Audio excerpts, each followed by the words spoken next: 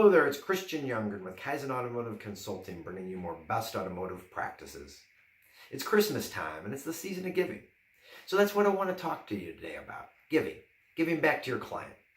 Now, not only for that good, warm feeling that giving brings about, but also how we can use giving. We can use the rule of reciprocity bias, to help leverage more sales opportunities in the following years to come. Now, if this is your first time to our channel and you want to improve your automotive sales skills, learn how to use psychology to close more car deals, and receive unbiased dealership vendor product and service reviews, make sure you subscribe and then turn on the bell. That way you never miss out on learning anything new. Okay, let's go to work. Today I wanted to talk to you about the power of reciprocity and reciprocity bias and how we can apply it in automotive sales, real estate sales, insurance, or really any business to business. Any type of sale that brings about a high ticket item is a high ticket item, service or sale. This reciprocity law works really well.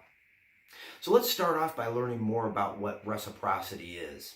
So reciprocity describes a social rule in human culture that puts an importance on repaying another person with an action or gesture by doing either the same thing or something equivalent action, form, or value.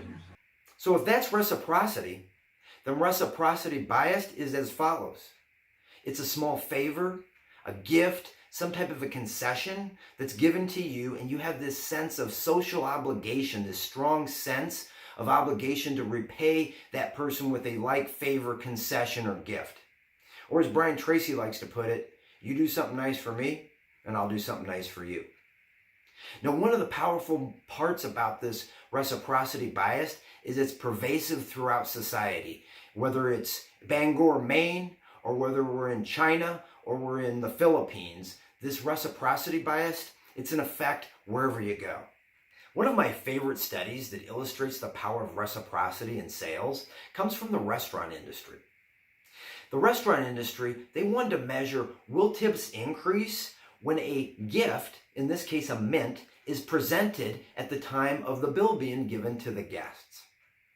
So what they did was they provided one mint for each one of the people seated at the table when the bill was presented. And what they found out in the study was it increased tips by 3%. Not that big of a gain. However, when they increased the gift, the mints, to two mints per person seated at the table, it went up to 14%. So it increased tips by 14%. Now we're talking. But check this out. When the server went ahead and presented everybody at the table with one mint and then gave them the bill, and then stopped, walked away for 3 or 4 feet, and then turned on a dime and swung back and said, you know what? For you fine folks, I'm going to go ahead and give you guys all another mint. When they did that, tips increased 23%. That's $23 for every $100 spent. Now that's a pretty good gain. Now there are 3 key factors that give reciprocity bias its power, and it helps make it more effective and helps really make it stick. And those factors are as follows. Number 1, somebody has to go first. Somebody has to start the giving. Somebody has to start the reciprocity. So in this case, it was started by the server. The server went ahead and provided a mint. Now the second factor, the second key factor, is it needs to be unexpected. It needs to be something that they're not going to normally get. They typically are expecting just to get a bill at the time when your server comes back. And in this case, they got a mint. Now the third factor that's huge, and that is it needs to be personalized. If it can be personalized, that's really going to give it power. Now, it became personalized in our restaurant study when the server stopped, turned around and walked back to the table and said, for you fine folks, here's another mint. That personalized it, made everyone at the table feel special and that like they were the only ones getting this extra benefit. That's what gave the reciprocity bias its power in this situation, and that's what increased tips by 23%. Now, if you're in any type of high ticket item type of sale, you're probably thinking to yourself at this point, Christian, my guests are going to want a little bit more than a mint, or I'm going to feel kind of silly walking in with a couple mints. And I get that. Also, you're probably thinking, well, at this time, I don't know if I can buy a personalized gift for every one of my guests. I mean, I just don't know if that's feasible. Well, I got you. I've got an idea that covers you and it's personalized it's unexpected, and it starts the gift giving. And that's a bonsai tree.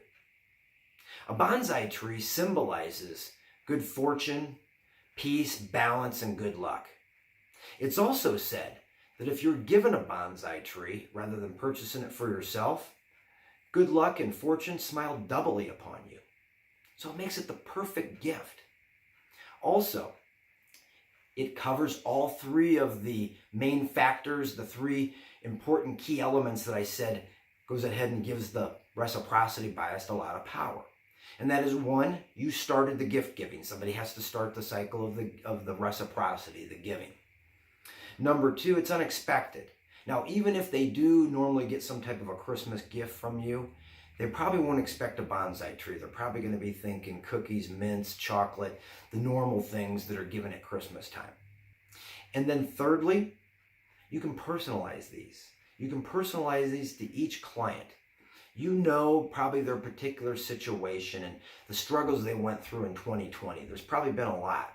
So it really makes it, even this year, but any year, a really good time to give that type of gift. Well, there you have it. An idea for your client's Christmas gift and a way to go ahead and receive that power of reciprocity throughout the year. Now, if you'd like to learn more psychological tips on closing, more word tracks to overcome objections in the automotive business, go ahead and make sure you check out one of the videos that's going to be coming up right about now.